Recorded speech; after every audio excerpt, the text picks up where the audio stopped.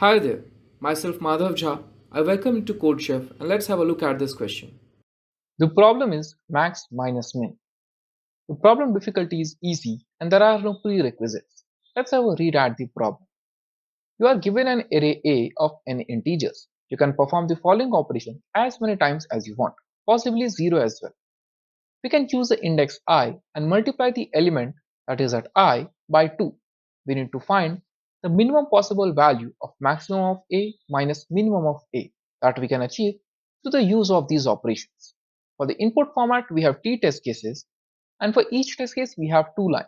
The first line contains the integer n, that is the size of the array, and the second line contains n integers, that is a1, a2 till an. As for the output, we simply have to output on a new line the minimum possible value of max minus min value of array A. As for the constraints, number of test cases will go from 1 to 10 raised to 4, length of the array will go from 2 to 10 raised to 5, and the value of elements in array itself will go from 1 to 10 raised to 5. Let's see some sample inputs. So for the very first sample input, the number of elements that we have here is 3, and those elements are 2, 3, and 1. So the very first thing that is clear here is that we cannot decrease the value of our elements. We can always only increase it. So here if you see, increasing them will not take us anywhere because the highest element that we have here is 3 and the lowest element that we have here is 1. So it makes no sense to multiply 3 here. 3 is the highest. We don't want to increase our ceiling. So we will try to multiply or perform the operation on the smallest element. If we do this, our array transforms into 2, 3, and 2. Now with this, the difference between minimum and maximum is 1. Can we still perform the operation? Now if we try to do so, we will increase our ceiling. Currently the highest element or the maximum element is 3. If we perform the operation again on any other element, it will make it 4, thus increasing the maximum value.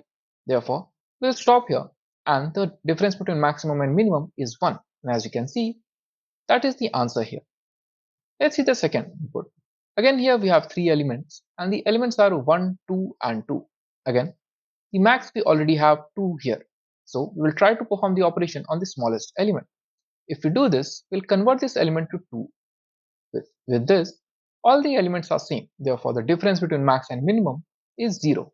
And as you can see, that is the answer here. Let's see how we can approach the solution.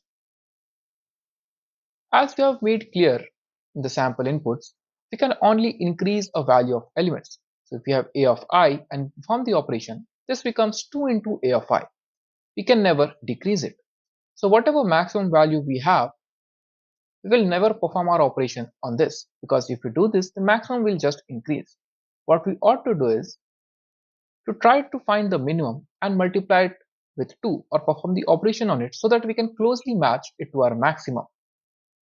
So what we can do is we can keep going through the minimums, multiply it by 2 and see what is the value between maximum and minimum, and whatever gives us the smallest value, that will be our result. But we cannot keep on doing this forever because there will always be a minimum element in our array. So when do we stop? So this maximum is our ceiling. When we are multiplying a minimum element with 2 and it surpasses maximum, that is minimum into 2 is greater than maximum, that is the point where we stop because doing this now makes no sense. If we do this, we are simply increasing our ceiling and we'll again keep on repeating the same. We can think of it in this way. If we multiply every element in our array by 2, does that change anything? It will not. Therefore, it only makes sense that we keep the elements less than the ceiling, that is maximum. If it becomes equal, good for us, best situation. But if that is not possible, we stop and we do not perform any further operations. And with this, we'll get our solution. Let's see how we can implement the solution in C++. So for each test case, we call the function solve. In solve, we take the input of n, and then we take the input of our array. We initialize a priority queue so that we can always have the smallest element and get an easy access to it. We take the input of the array elements and put it into the priority queue. We decide the maximum and the limit here as well.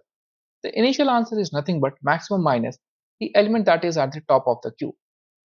Now, once we have this, what we can do is from the queue, from this priority queue, we can simply take the smallest element that is at the top check if this gives us the smaller value, that is maximum minus minimum, then we simply multiply it by 2 and again push it back into the queue. We keep on doing this and keep on reassessing our result, that is maximum minus minimum. We stop only when the element is going to surpass the limit that we have set, that is the maximum element that is present in the original array. So we keep on multiplying the smallest element by 2 so that we can make it closer to the maximum element that we have, and whichever is the minimum result between maximum and minimum will be our final result. And as you can see, I have AC in my C++ implementation. Let's see how we can do this in Python. Again, for each test case, we call the function solve, take the input of n, then our array. We get or find the maximum value, and then we initialize our answer as maximum minus minimum element of the array. We use the heap function or heap library from the Python to create a heap such that the smallest element is at the top. We perform the same operation. We go through all the smallest elements, multiply by them too so that we can reach closer to the maximum and minimize our difference between max and min. We stop once we have surpassed or multiplying now any further will take the element more than the original maximum.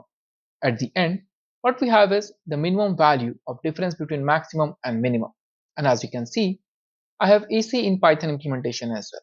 So I hope you understood the problem, the approach, and how we can implement the solution in both C++ and Python. Have a very good day, and I'll see you in the next video.